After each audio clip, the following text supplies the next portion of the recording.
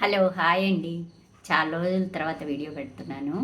అసలు ఇలా వీడియోస్ పెట్టడము, ఒకరిని కామెంట్ చేయడము మనకెందుకులే అని చెప్పి వదిలేశా.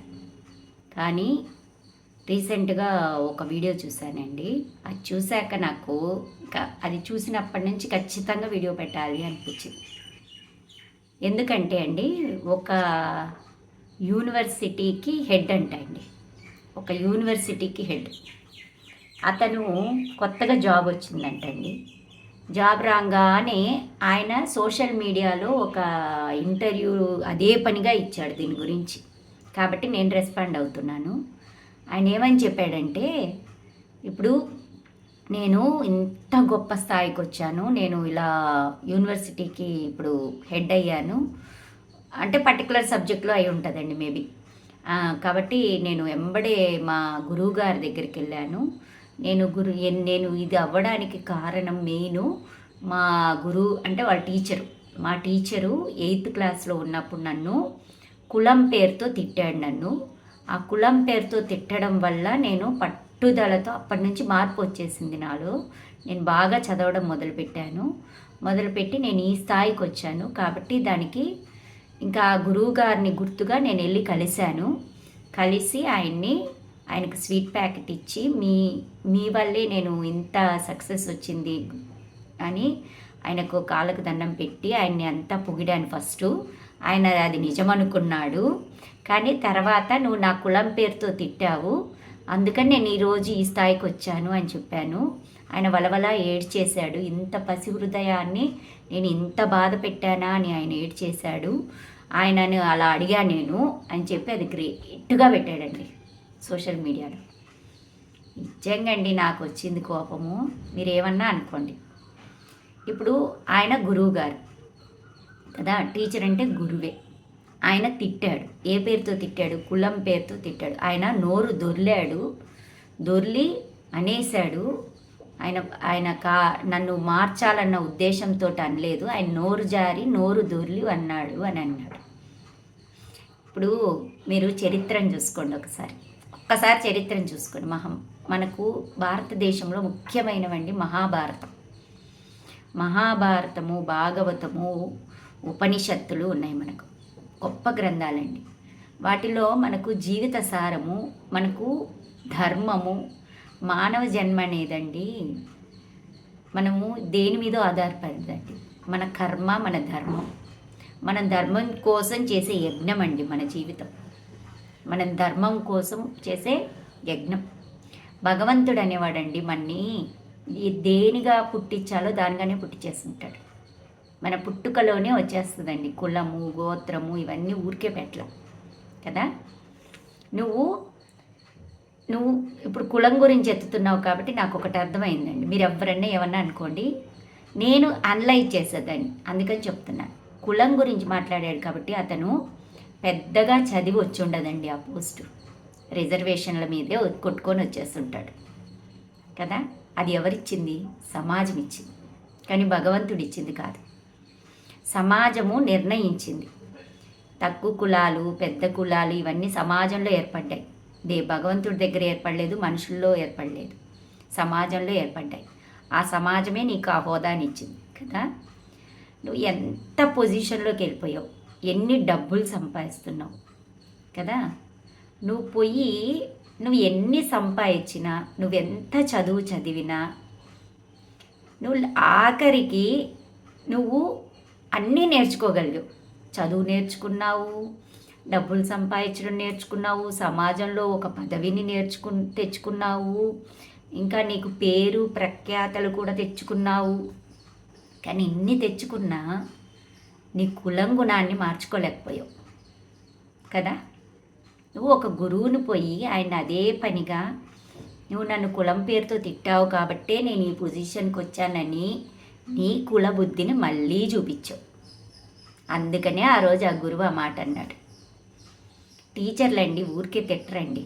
నేను అనేది అందరు టీచర్లు ఇప్పుడు వచ్చే ఆల్తూ ఫాల్తూ టీచర్ల గురించి కాదు.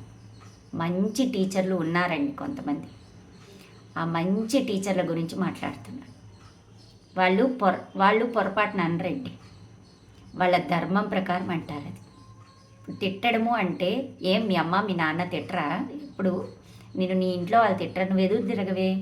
టీచర్ అనగానే ఆ ఒక్క మాట నీ జీవితాంతం ఉండిపోయిందా? ఏం మీ అమ్మ నాన్న నేను ఎప్పుడు ఏ విషయంలో తిట్టలేదా? మీ భార్య నిన్ను తిట్టనా? మీ అత్తగారి సైడ్ వాళ్ళు ఎవరు తిట్టరా? మీ సమాజంలో నిన్ను ఎవ్వరు తిట్టలేదా? ఎవ్వరు తిట్టలేదా? నీ కొడుకులే తిడతారు రేపు. నీ కడుపున పుట్టిన బిడ్డలే తిడతారు. ఒక గురువు అన్న మాటని నువ్వు అంత చేసావంటే ఇదే కులము, ఇదే కులము. ఆ రోజు ద్రోణాచార్యుడు కర్ణుని ఎందుకు శపించాడంటే ఆ విద్యకు అర్హత ఉండాలండి.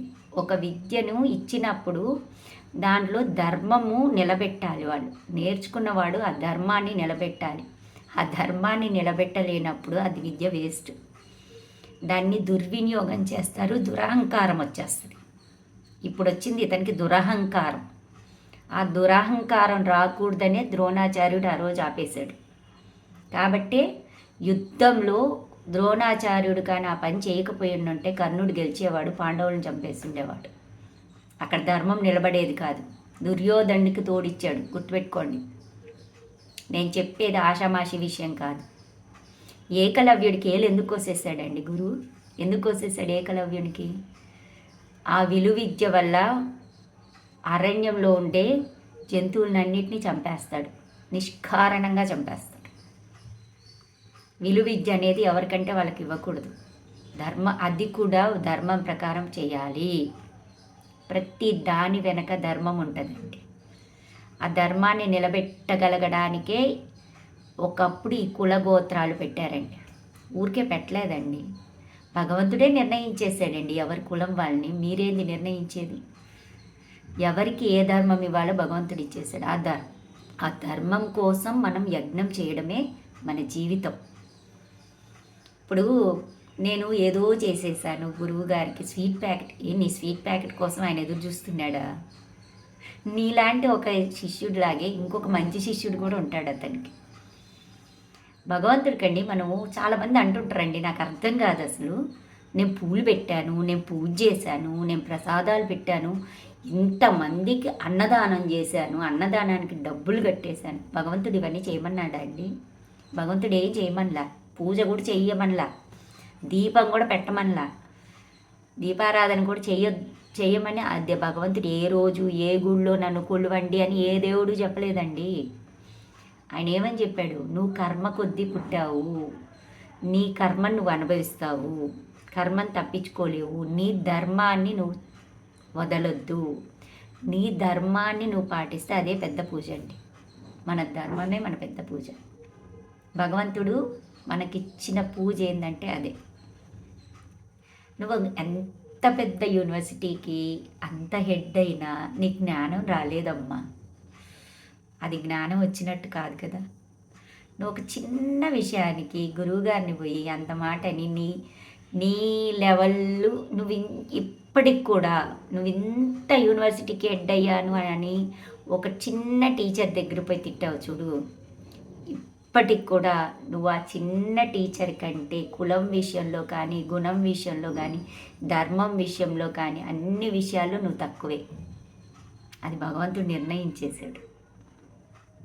దీని గురించి మీరు కామెంట్స్ ఏం పెట్టినా నేను ఆన్సర్ చెప్పడానికి రెడీగా ఉన్నాను. ఓకేనా?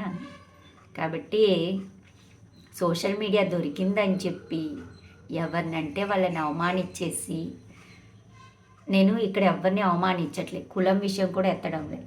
నేను ధర్మం గురించి మాట్లాడుతున్నానండి, ధర్మం గురించే మాట్లాడుతున్నాను. కులం గోత్రాలు ముఖ్యం కాదు, ధర్మం ముఖ్యం. అది ఈ కులం గోత్రాలు సమాజంలో వచ్చినవి, సమాజమే పెట్టినవి, అంతేగాని మనుషులు పెట్టినవి కాదు. ఓకేనా? ఇంకా మీరు కామెంట్స్ పెట్టుకోండి. సోదంటారు. ఒక ఆయన అయితే ఏమీ లేదు సోద్దప్ప అన్నాడు. నిజం మాట్లాడితే అర్థం కాదండి. నాలెడ్జ్ ఉన్న వాళ్ళకే నా వీడియోస్ అర్థమవుతాయి. నాకు అలాంటి వాళ్ళే చాలు. ఒకవేళ ఇలాంటి పిచ్చి కామెంట్స్ పెడితే నేను డిలీట్ కొట్టి గమ్ముకుంటా, అంత ఇంకేం జరగదు. సబ్స్క్రైబ్ చేయండి. ఓకేనా? బాయ్.